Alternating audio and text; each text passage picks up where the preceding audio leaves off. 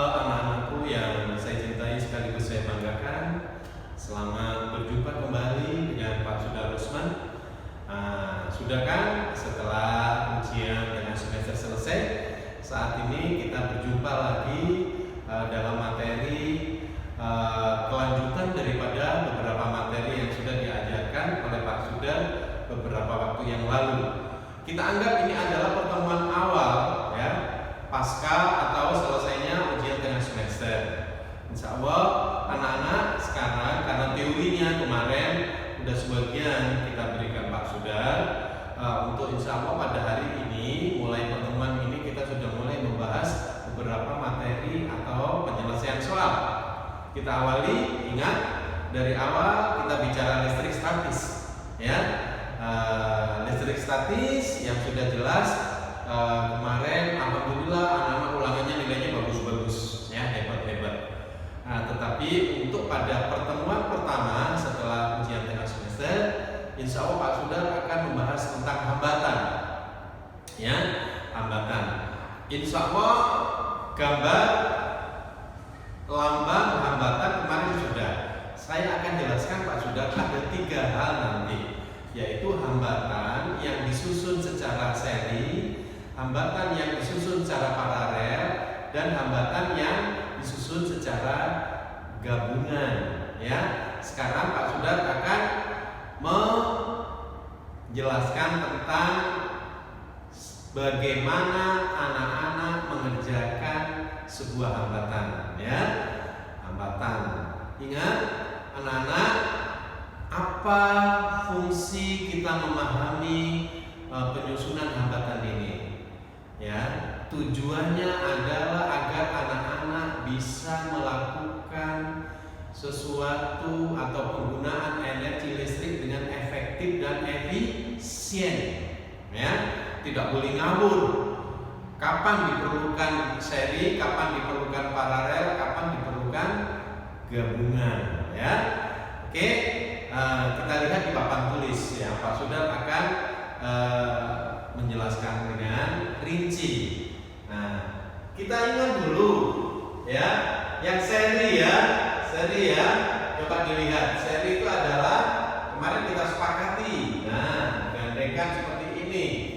Ada hambatan pertama, hambatan kedua, dan hambatan ketiga.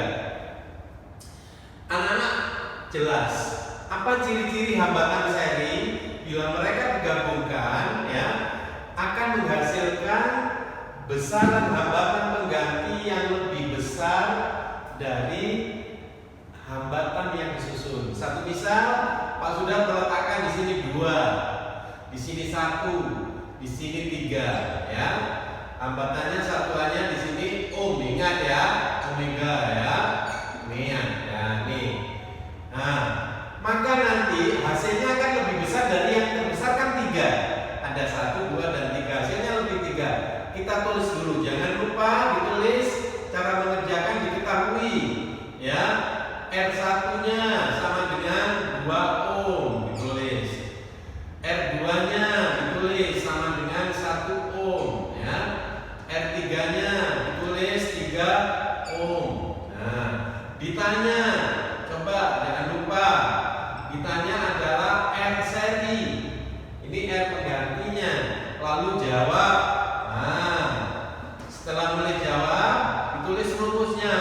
Karena ada 3 susunannya, maka R1 ditambah R2 ditambah R3. Ya, coba dilihat. Langsung R seri dimasukkan. Ya, yang 2 ohm dimasukkan, ditambah 1 ohm ditambah dengan 3 ohm. Maka R seri hasilnya adalah 6 ohm. Ya, udah. Mudah kan anak-anak? Mudah kan ya? Nah, coba dilihat betul bahwa hasil penjumlahan secara seri lebih besar dari hambatan yang terbesar. Ini 3, hasilnya 6. Ya, ini adalah tahap 1. Yang tahap 2, jika nanti dalam hambatan yang dijumlahkan mereka besarannya kurang dari 1 atau dalam bentuk pecahan, baik desimal maupun ada 3 hambatan lagi ya. Coba, tapi ini bentuknya berbeda. Di sini satu misal saya masukkan 2 ohm, di sini adalah 1/2 ohm. Coba dilihat, di sini ada mungkin 1/4 ohm. Nah, ini berbeda. Jadi anak-anak perlu pahami di sini ya. Ini adalah R1, R2 dan R3 ya. Nah, coba dilihat ya. Tetap cara mengerjakan anak-anak tidak boleh, harus tetap diketahui. R1-nya 2 ohm, R2-nya 1/2 ohm, dan R3-nya 1/4 ohm ya. Nah, hati-hati ditanya R seri, jawab. Nah, R seri sama dengan tetap R1 tambah R2 ditambah R3. Hati-hati anak-anak, di sini bentuknya adalah sudah pecahan. Ingat, karena penyebutnya berbeda, maka tugas kalian adalah menyamakan penyebutnya. Jadikan 4 ya. 4 dibagi 1, 4 dikalikan 2, jadi 8 ya. Betul ya, jadi 8 ya. 4 dibagi 2, 2 dikalikan 1 ya, tetap 2. Nah, 4 dibagi 4, 1 dikalikan 1 ya, 1. Ya, ini kan sudah tinggal membagikan. Ingat, di sini adalah R serinya. Maka ditambah ini 10, ini 11. 11/4. Kalau anak-anak jadikan pecahan, 8 dibagi ini kan jawabnya ada 2. Sisanya kan ada 3. Jadi per 4. Bisa anak-anak coba begini, 11 dibagi 4 sama dengan 2, 8. Kan sisanya 3 per 4 ya. Berhenti ini ya kan? Paham ya? Nah, ini untuk seri ya, untuk seri. Saya rasa setelah ini anak-anak akan saya jelaskan secara paralel. Apa itu secara paralel? Sama ya, satu misal nih dilihat. Nah, nih paralel ya kan? Ingat R1, R2, R3 di sini jelas. Rumusnya kemarin kan sudah jelas ya. Rumusnya untuk yang paralel adalah 1/R paralel sama dengan 1/R1 tambah 1/R2 ditambah 1/R3. Ya, ini rumusnya. Coba kita lihat, kita masukkan rumus ini. Yang R ini kita anggap 2 ohm, yang ini 1 ohm, yang ini adalah 3 ohm. Nah, kita perlu pahami cara mengerjakan soal tetap yang rinci, nggak boleh langsung ditulis. Diketahui ada R1-nya adalah 2 ohm ya, R2-nya adalah 1 ohm dan R3-nya adalah 3 ohm. Nah, ditanya, ingat baik-baik di sini, ditanya adalah R paralelnya.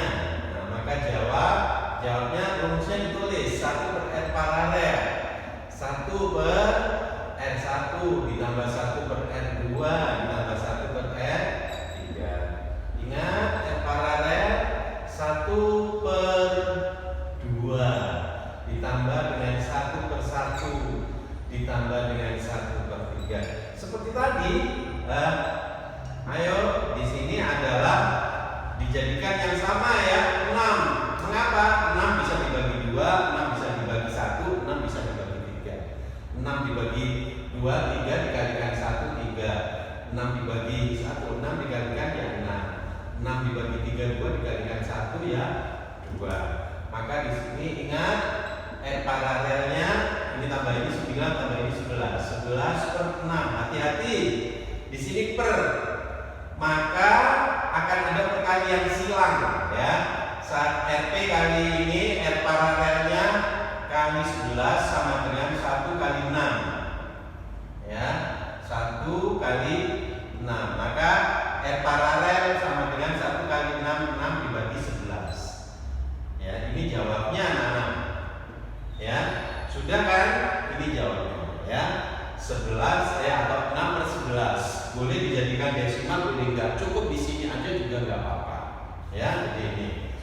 Nah, tetapi bagaimana kalau menghadapi yang pecahan? Nah, ini saya ingin sampaikan. Coba di sini ada setengah dan ada sepertiga. Nah, ini coba dilihat. Ya, ini R1-nya, ini R3. Hati-hati di sini cara mengerjakan. Diketahui apa? R1-nya setengah, R2-nya sepertiga. Apa yang harus kita lakukan ketika ditanya R paralel? Hati-hati di sini, ya. Jawab, ya. 1 per R1 ditambah 1 per R2. Maka jawabnya sama dengan 1 dibagi setengah. Hati-hati di sini. Ditambah 1 dibagi sepertiga. Hati-hati, ya. Anak-anak ingat enggak bahwa ini saya jelaskan sedikit, nanti saya hapus ya, bahwa 10 dibagi setengah itu kan bukan 5. 10 dibagi setengah itu adalah 20. Berarti 10 kali 2 per 1 sama dengan 20 per 1, ya, sama dengan 20. Jadi artinya ini dibalik kan kalau naik ke atas. Nah, berarti kalau 1 dibagi setengah kan dibalik, ya kan? Hati-hati.